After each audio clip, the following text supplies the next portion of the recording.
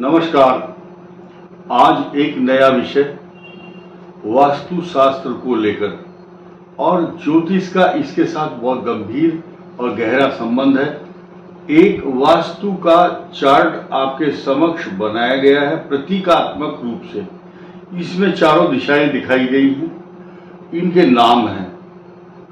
आज के संदर्भ में ये बात करना बहुत जरूरी है क्योंकि इस विषय को आपसे कैसे रिलेशन है और मैं क्या बताना चाहता हूं अभी आपको बिल्कुल मालूम नहीं है। लेकिन सबसे महत्वपूर्ण विषय यह है, आज के समय में जिन जिन लोगों के घर में बहुत लंबे समय से चल रही कुछ समस्याएं, अब उनके नाम लूंगा समस्याओं के, बच्चों की शादी विवाह में रुकावटें तथा बच्चों की नौकरी शिक्षा से संबंधित जुड़े हुए मामले, पिता पुत्र के बीच में क्लेश वैमनस्य, बहू और सास के बीच में चल रही तनातनी या क्लेश, इसके साथ साथ गलत परंपराएं या अनुचित रूप से जिस आदमी को जो काम नहीं करना चाहिए या परिवार में जिसके कारण समस्या उत्पन्न हो रही है, उस चीज का निवारण कैसे हो, यानी कि इस संसार के अंदर जो जो समस्याओं का निराकरण और निवारण है, हर चीज के साथ संबंध है। याद रखिए, अगर आपके यहाँ कोई बीमार है तो डॉक्टर बोलेगा इसका पित्त प्रकोपित है या इसका कफ बढ़ा हुआ है या वायु रोग है। ये वैद्य की डायग्नोज करने की विधि है। वही ज्योतिषी कहेगा आपकी दशा ठीक नहीं चल रही है, बुध की, केतु की, शनि की, राहु की है। लेकिन अगर चूंकि वास्तुशास्त्र एक ज्योतिष विषय का ही एक भाग है, अंग है। मुहूर्त चिंतामणि जो ग्रंथ है हमारा ज्योतिष का, उसमें सारा का सारा वास्तुशास्त्र समाहित है, निहित है और संकलित है। मैं इस विषय में विभागाध्यक्ष रह चुका हूं। मैंने पढ़ाया है ये विषय ज्योतिष एवं वास्तुशास्त्र। अब हम अपने उस ज्ञान का जो हमने अनुभव जीवन में लिया है उसका लाभ आप तक पहुंचा रहे हैं। इसके लिए आपसे कोई फीस चार्ज नहीं कर रहे, निःशुल्क है। तो क्यों ना आप इसका लाभ उठाएं और इस बात को गंभीरता से लें कि वास्तु अगर गलत है तो कई प्रकार की व्यवधान, परेशानी, चिंताएं जीवन में आती हैं। अब कौन कौन से उपाय ऐसे हैं जिनको करके आप समस्याओं से निपटारा पा सकते हैं। एक माह, लगभग 1 महीने में आपको अगर सकारात्मक रूप से आपने वास्तु को ठीक कर लिया, अपने अनुकूल कर लिया है, तो इसका 1 माह के अंदर अच्छे सकारात्मक परिणाम, रिजल्ट देखने को मिलते हैं। अब मुख्य बात पर आते हैं कि 5 तत्व हैं इस संसार के अंदर। पंच तत्व, पृथ्वी, जल, तेज, वायु और आकाश, क्षिति, जल, पावक, गगन समीरा, पंच रचित यह अधम शरीरा। इस प्रकार इस संसार में जब कोई व्यक्ति मर जाता है, बोलते हैं कि ये पंच तत्वों में विलीन हो चुके हैं। ठीक इसी प्रकार वास्तु शब्द का अर्थ समझिए। वस, संस्कृत के वस धातु से बना है वास्तु। वस का मतलब है निवास करना। वसति, वसतः, वसंती, निवसति, निवसतः, निवसतः, निवास करना। तो वस का मतलब निवास करना। वसति, वस्त, वसंती, वसति, वस्त, वस्त, वसामि, वसावा, वसामः। अब अगर इन पंच तत्वों को, यानी कि आपके शरीर में 2 मुख्य, पहनने के लिए जूता पैरों में होता है और सिर पर टोपी रखी जाती है। ऐसा तो नहीं हो सकता कि टोपी पैरों में धारण कर ली जाए और जूता जो है सिर पर धारण किया जाए। हर चीज की वस्तु निहित निश्चित है।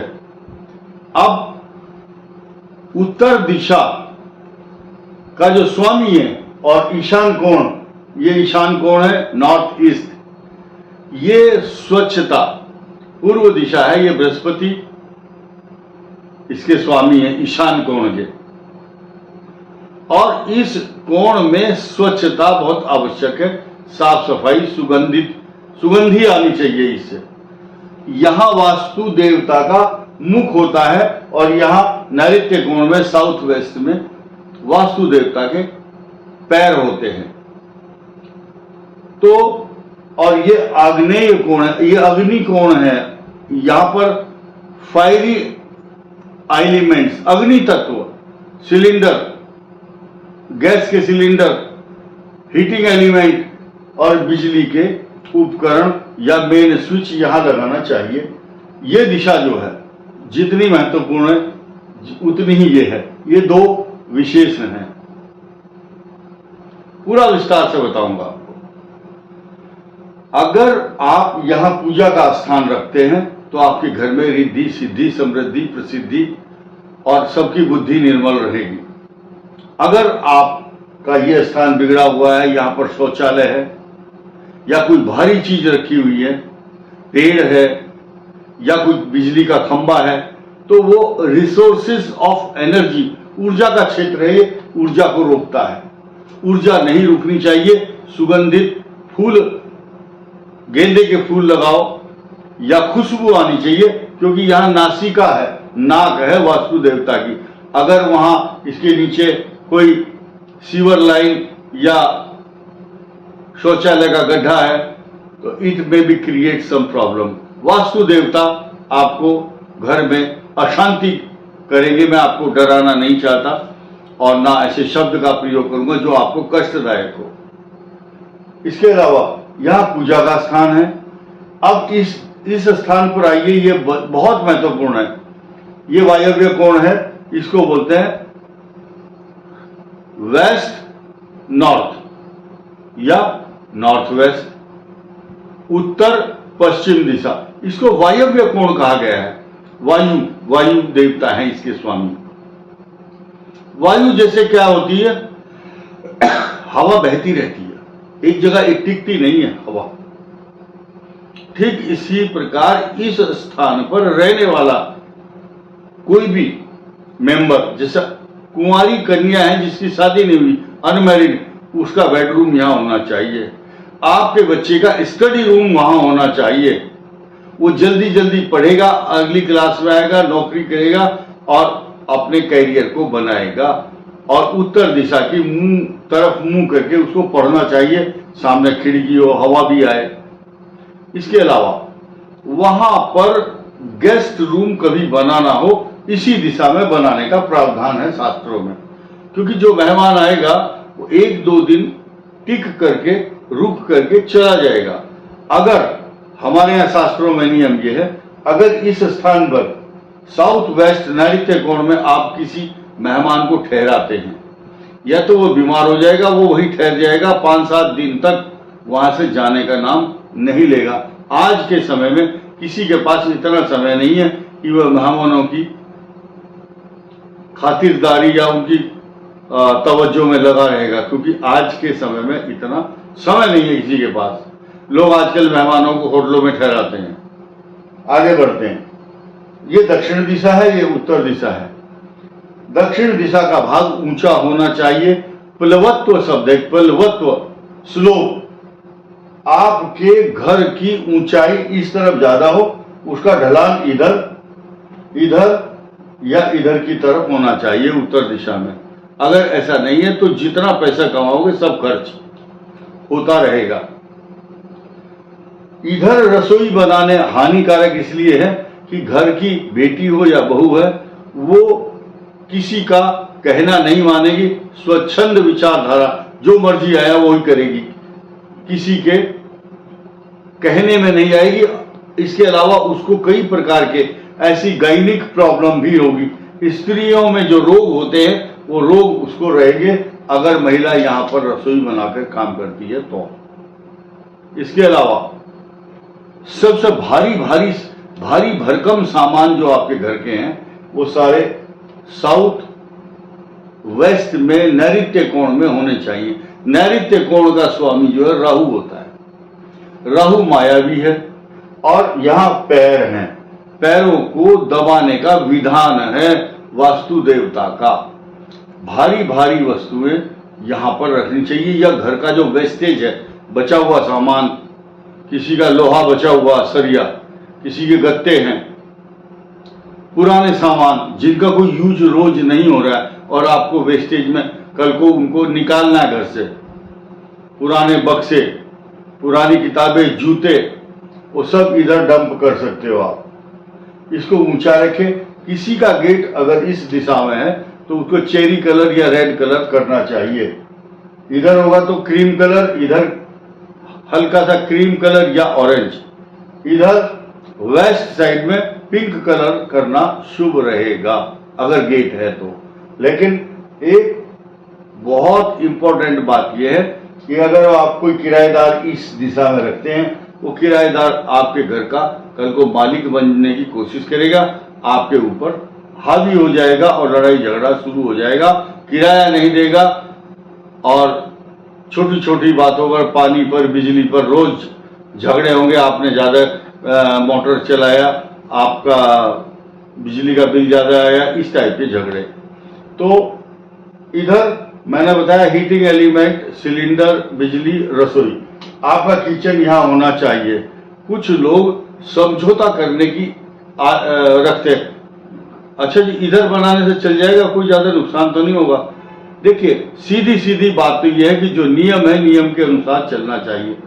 बहुत पहले राजा महाराजा क्या करते थे, रुग्णालय या अगर महिला कोप भवन भी बनाते थे, चारों तरफ ऐसे बनाते थे रूम, और बीच में होता था ब्रह्म स्थान, उसको खाली छोड़ते थे, या वहां पर तुलसी तो इधर लगाने का विधान है, लेकिन ब्रह्म स्थान को खाली छोड़ना चाहिए।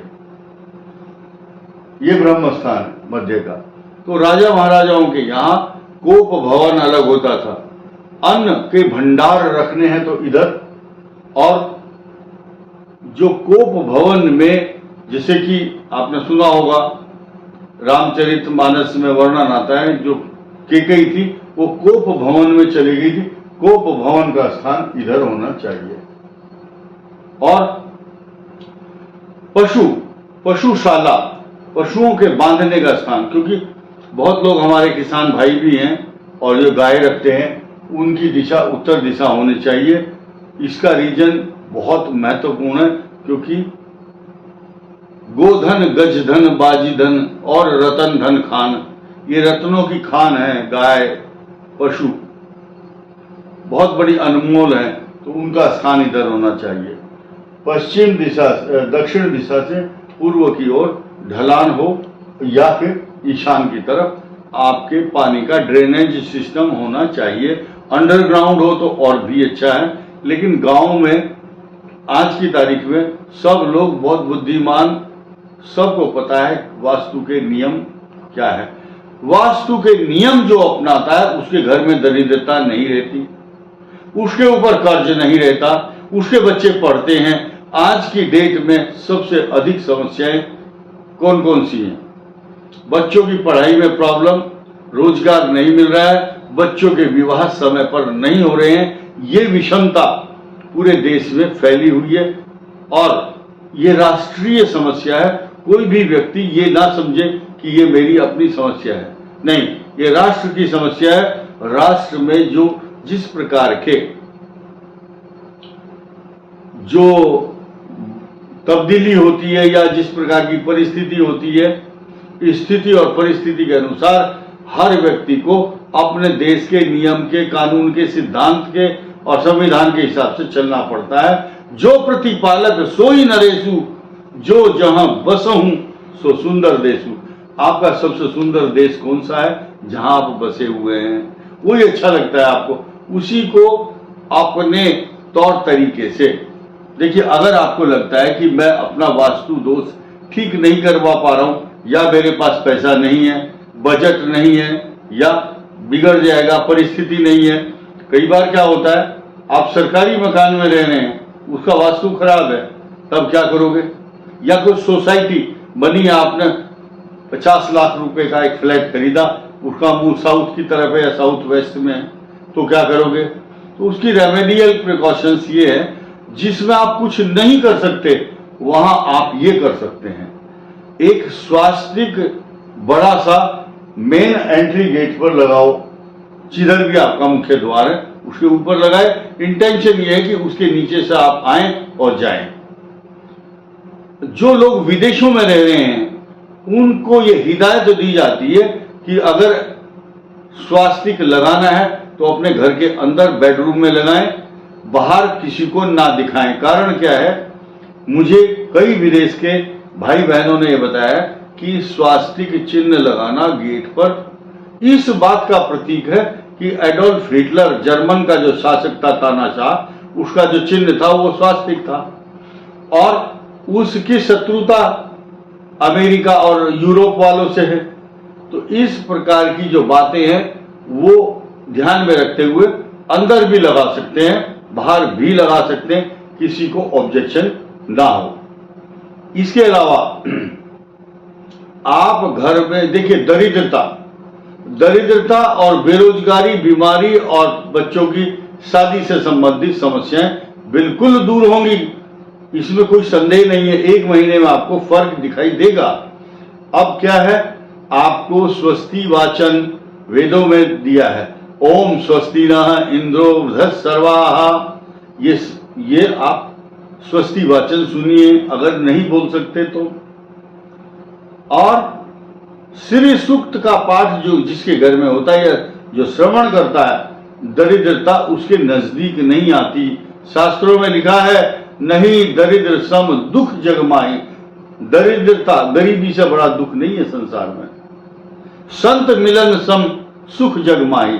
और जब इस प्रकार का समागम मिल जाए आपको, या संतों का मिलन हो जाए, किसी अच्छे ज्ञानी से ज्ञान मिल जाए, अच्छी बात श्रवण करने को मिल जाए, तो आपके जीवन में परिवर्तन लाने से कोई नहीं रोक सकता। विधाता आपके साथ होंगे। इस वीडियो में इतना ही। धन्यवाद। नमस्कार।